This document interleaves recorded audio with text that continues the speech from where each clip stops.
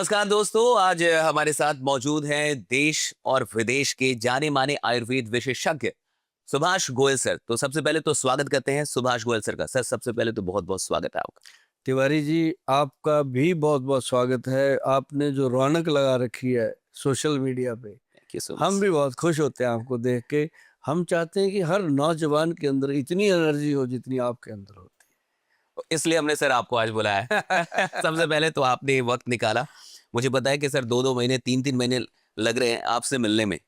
थोड़ा समय लगता है क्योंकि एक अनार 100 बीमार ये है। और जो भी मिलना चाहता है वो, मैंने अभी 25-30 डॉक्टर भी रखे हुए हैं, वो कहते हैं इनको नहीं मिलना, गोयल साहब को मिलना। गोयल साहब को मिलना है। तो जब गोयल साहब को मिलना है तो 5 मिनट अगर एक आदमी मिलेगा, तो अगर दिन में 100 आदमी मिलेंगे तो 500 मिनट हो गया, तो 10 घंटे 12 घंटे। तो गोयल साहब भी आप जैसे हैं, थोड़ा थक थुक जाते हैं, लेकिन फिर भी गोयल साहब के पास कुछ नुस्खे हैं जो खुद भी आजमाते हैं, लोगों को भी देते हैं, तो अच्छा रहता है। तो आयुर्वेद में ऐसा क्या खास है कि आयुर्वेद जड़ से ठीक करती है? आयुर्वेद में एक तो बड़ी खास ये बात है कि ये भगवान शिव भोलेनाथ का प्रसाद है। अच्छा, क्या इतिहास है ऐसा, मतलब? बहुत बड़ा इतिहास है। सबसे बड़े जो नाड़ी वैद्य हुए, जो नब्ज देखने वाले नाड़ी वैद्य सबसे बड़े हुए, इतिहास गवाह है इस बात का, वो हुए हैं हमारे महाविद्वान रावण। अच्छा। हाँ, उन्होंने एक किताब लिखी है रावण संहिता। अगर वो किताब मेरे पास तो है, तभी शायद मैं इतना बोल पाता हूँ। लेकिन अगर वो किताब मिल जाए, किसी को भी मिल जाए, रावण नॉर्मल आपको भी मिल जाए, हाँ, तो आप अपना इलाज खुद कर सकते हो रावण संहिता से। रावण संहिता से। क्या बात है। उसमें इतने नुस्खे दिए हैं, इतना कुछ लिखा है, अरे भाई कमाल। और दूसरी बात, जो भगवान श्री धन्वंतरी जी हुए हैं, हम्म। वो तो स्वयं भगवान विष्णु का रूप है, अवतार विष्णु है। के रूप में। हाँ, जो जब समुद्र मंथन हुआ, तो जो अमृत कलश लेके आए भगवान श्री धन्वंतरी जी, हाँ, जो आयुर्वेद के जनक कहा गया हाँ, है, उनके एक हाथ में एक जड़ी बूटी है, एक हाथ में कलश है, आपने देखा होगा। हाँ, जो कलश है वो तो अमृत भरा हुआ है, ठीक। जो जड़ी बूटी है वो हर्त की है, हरड़, संजीवनी जिसे कहा गया था, ओके। वो हरड़। तो जैसे ही असुरों में और देवताओं में युद्ध हुआ, तो वो अमृत को छीनने के लिए, तो भगवान श्री विष्णु जी मोहिनी रूप लेके उस कलश को लेके देखिए। चले हिमालय की तरफ, हम्म। भाग लिए। हम्म। जब भागे तो जहां जहां वो छलका, वहां वहां जड़ी बूटियां पैदा हो गई। इसीलिए हिमालय की तरफ बहुत जड़ी बूटियां होती है। हाँ, तो ये इतिहास है, हम कोई अपना थोड़ी बोल रहे। तो जड़ी बूटियां पैदा हुई, फिर उनको पहचानने के लिए धन्वंतरी जी और उनके चेले बहुत सारे, सुश्रुत जी हुए, है ना, भागवत जी हुए। फिर यहाँ से इतिहास शुरू हुआ, तो आयुर्वेद का। तो जब अंग्रेज आए हिंदुस्तान में, उनको पता चला कि ये तो यार ऐसी एक पत्ता सा खा के ठीक हो जाते हैं। वो तो जानते नहीं होंगे। हाँ, ये तो यहाँ कैसे चलेगा, हमारा हेल्थ का स्कैंडल। एलोपैथी। तो उन्होंने हमारी वो यूनिवर्सिटी ध्वस्त कर दी, ग्रंथों के ग्रंथ ध्वस्त कर दिए, इतिहास गवाह है। इतिहास का वह। उन्होंने हमारा आयुर्वेद को ध्वस्त कर दिया। लेकिन आयुर्वेद एक ऐसा संजीवनी है, धीरे धीरे निकलता निकलता कोरोना काल में फिर बाहर आ गया। कोरोना के बाद तो बहुत, मतलब बूम कोरोना एंड कोरोना के बूम। बाद तो गजब का बूम हुआ। अब देखो, पहले तो हमारे जो बहुत ही आदरणीय स्वामी रामदेव जी हुए, उन्होंने आयुर्वेद को बहुत ऊपर उठाया। हम उनका आदर करते हैं, सत्कार करते हैं। हम उनको मिले नहीं, कभी देखा नहीं, नो। पर्सनली नहीं मिले। लेकिन जो उन्होंने आयुर्वेद के लिए किया, जो मोदी जी ने किया, वो नहीं कोई कर सकता। बहुत सही। मोदी जी ने आयुर्वेद के लिए कितना किया, चलती फिरती वो नेचुरोपैथी मशीन है मोदी जी। आयुष मंत्रालय तक आयुष लेके आए। मंत्रालय। ये बहुत बड़ी इनिशिएटिव थी। अरे भाई साहब, उन्होंने मतलब आपको एक घर दे दिया, छत दे दी, जो बिखर गया था उसको समेट के दोबारा बना दिया। जो अंग्रेज बर्बाद बहुत कर बड़ा गए, कंट्रीब्यूशन है उनका। अंग्रेज बर्बाद कर गए थे, उस चीज को दोबारा खड़े कर दिया, और जो दुनिया तक रहेगा। तभी तो हम जैसे लोग नहीं आगे दोबारा से 1.5-2 लाख के प्रोडक्ट लेकर के, क्योंकि हमें पता है कि भाई आप 8 लाख दे के घुटने चेंज कर रहे हो, तो हमारा 1.5 लाख रुपए खर्च करके बचा क्यों नहीं सकते इनको ऑपरेशन। और ओरिजिनल आयुर्वेद महंगा होता भी है। ये जो भस्म, अच्छा भस्म बनता कैसे है? ओरिजिनल आयुर्वेद कभी महंगा नहीं होता। आपने कभी चाय बनाई घर पे? बनाते हो? मैं हमेशा बनाता रहता हूँ, लेकिन एक बार मुझे चाय बनवानी पड़ गई। घर पे लेबर लगी हुई थी, तो मैडम कहते हैं आज मेरी तबीयत ठीक नहीं, लेबर के लिए चाय ना बाहर से बनवा लो। मैं कहा यार बढ़िया नहीं बनाते ये, चल मैं दूध ले आता हूँ। तो मैंने 10 लोगों के लिए चाय बनवानी थी। मैं बड़ी अच्छी बात आपको बताने जा रहा हूँ एक्सपीरियंस की। 10-12 के लोग थे जो लेबर लगी हुई थी। तो मैंने दूध लेके आया, तो दूध लेके उसको चाय वाले को दिया। उसको मैंने कहा भी इसमें पत्ती डाल, ये डाल। तो मेरे ख्याल है दूध जो था हमारा 70-75 रुपए का दूध था। तो उसने भी ले लिया मेरे से 50 रुपए का। जी मुझे भी दो, मैंने आपको पत्ती डाली, चीनी डाली, पानी डाला, बना के दी। ठीक है, भाई बात तो ठीक है तेरी, हाँ। है ना। तो जब मैंने आके देखा मेरे को तो 10 रुपए का एक कप पड़ रहा है। मैंने तो कभी सोचा ही नहीं था। लोग कहते हैं चाय कितनी महंगी हो गई, सही बात है ना। हर चीज महंगी है। 10 कप चाय पी जाते हैं, उसको महंगी नहीं मानते 100 रुपए की। अगर मैं कहता हूँ एक कैप्सूल खा लो एक्स प्लस रात को, सुबह थैंक यू बोलेंगे आपके घर वाले, तो वो कहते हैं महंगा महंगा है। क्यों। है ना। तो ये छोटी छोटी बातें हैं। अब देखो गुटखा खैनी खाते हैं मजदूर लोग, ज्यादातर लेबर खाते हैं उसको, हाँ, है ना। ये भी है। अब एक लेबर का आदमी एक दिन में 20 गुटखे खाता है। एक वो ऐसे लगा लेते हैं ऊपर गद्दियां सी। मान लो उसने 50 रुपए लगा दिए दिन में, लग ही जाते हैं एक मजदूर में। और मुझे लगता है कि 50 करोड़ लेबर तो होगी, क्या बात है, बहुत सही। हाँ, है ना। ये और आंकड़ा सही है। हाँ। और उस जिसने वो गुटखे खैनी बनाए, उसके खाते में 1 घंटे में कितना पैसा जमा हो रहा होगा। तब तो इतने बड़े बड़े सेलिब्रिटीज को लेके और वो प्रचार करवा रहे हैं। अब आप गुटखा खाते हैं, वो ऐसे थूकते हैं, वो थूकते नहीं है, उसकी बैंक का बैलेंस बढ़ा रहे हैं क्या? और खुद की सेहत को गवा रहे हैं। खुद की सेहत को गवा रहे हैं। जितनी बार थूक रहे हैं, किसी का बैंक बैलेंस वो वो कहता है मेरा आईपीओ बहुत महंगा होगा। सही। आई बात समझ में। मतलब छोटी छोटी बातें दिमाग का ताला खोल देती है। ठीक ठीक। हाँ, मैं उनके ताले खोलता हूँ जो कहते हैं गोयल साहब आयुर्वेद तो महंगा हो गया। और सचमुच जिंदगी जो चीजें देती हैं उनकी कीमत नहीं होती। उनकी कीमत के बारे में सोचना भी नहीं चाहिए। हमारे शहर में ना जी एक बंदा सब्जी बेचता था, सब्जी की दुकान थी उसकी, क्वालिटी देता था। जो आदमी उसको पूछ लेता था ना ये गोभी किस रेट है, उसकी बात नहीं सुनता था वो।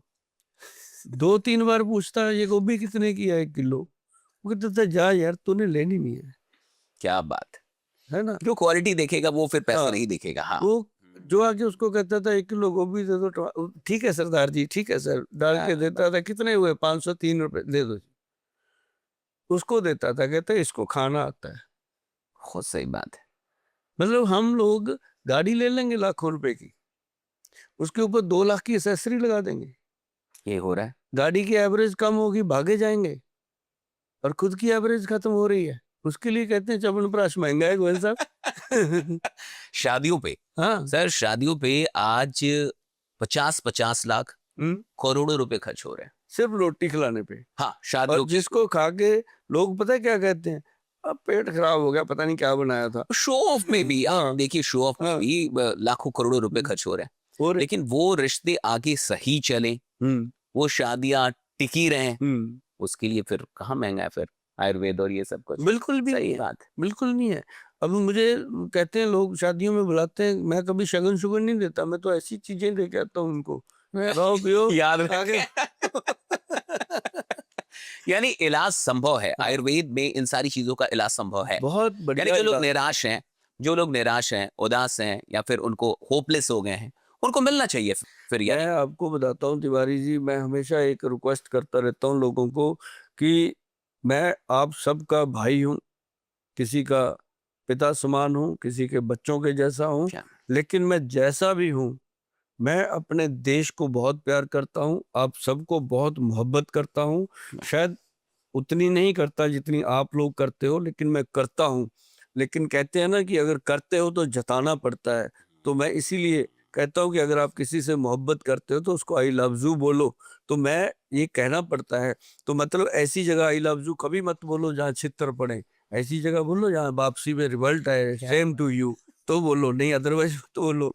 तो दूसरी बात ये है कि मेरा थोड़ा सा मीटिंग जो है थोड़ी हो गई है मिलने की मुश्किल, ये मैं भी जानता हूँ, आप भी जानते हो। एक अनार 100 बीमार। अब देखो दिन में 5-6 हजार कॉल आती है, उसमें से हम 500 कॉल होती है जो इफेक्टिव होती है, 4000 कॉल होती है जो लोग सिर्फ जानना चाहते हैं, ठीक। जो मिलना चाहते हैं 500-600 कॉल होती है। अब दिन में भाई साहब मान लो 100 लोगों को मिलना है कहाँ? तो 10 घंटे चाहिए। एक आदमी को अगर मैं 5 मिनट नहीं दूंगा तो वो कहता है गोयल साहब इतनी वेट भी करवाई, इतना टाइम भी लगा, 5 मिनट में ही निपटा दिया।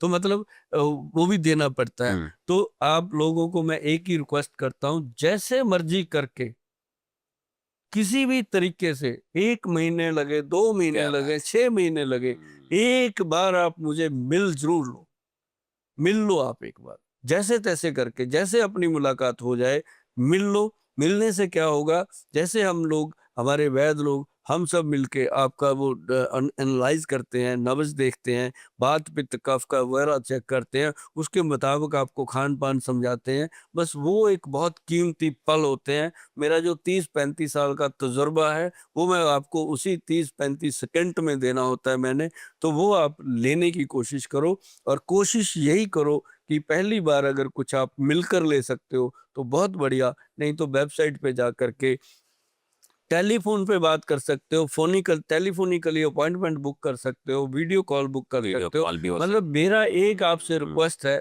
कि आप एक बार अगर जीवन में अच्छा कुछ चाहते हो तो मुझे मिलने की कोशिश करो, जैसे भी मिल जाए। मेरा मिलना बहुत आसान है जब मैं मिल जाता हूँ, मुझे मिलने के लिए कोशिश थोड़ी सी मुश्किल है। आप करते रहिए, एक दिन ऐसी बात नहीं है, अपनी मुलाकात होएगी, जरूर होएगी। और जिस दिन अपनी मुलाकात होएगी आपको निराशा हाथ नहीं लगेगी, आपको ये पता चलेगा कि गोयल साहब जो बातें करते हैं उन बातों में कितना सच है, कितनी सही है, और अपनी सेहत के लिए कौन सी चीज़ें अच्छी हैं, कौन सी नहीं है।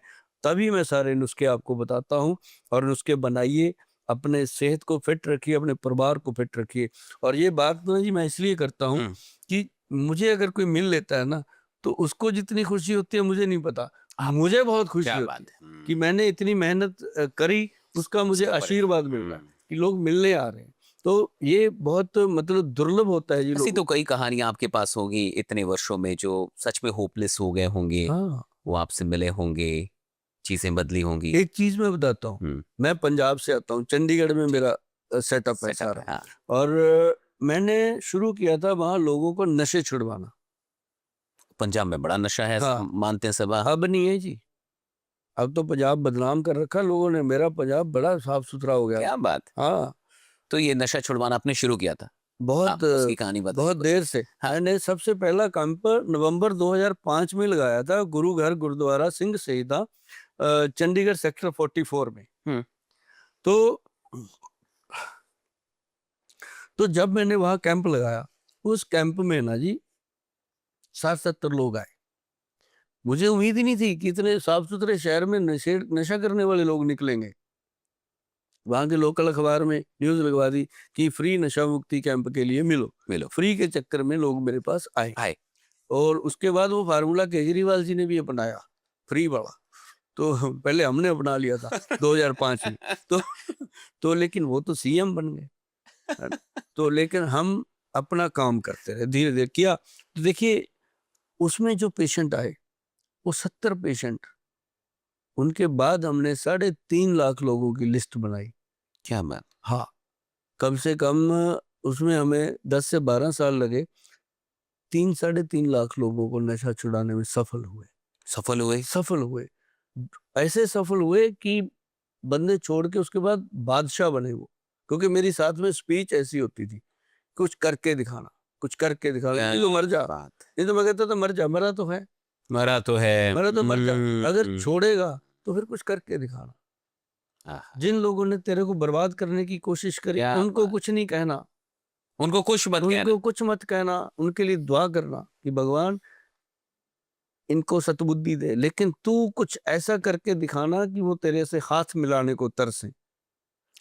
ऐसे बच्चे पैदा किए जी, 3,000 3,500 तो बच्चा है जी पंजाब में।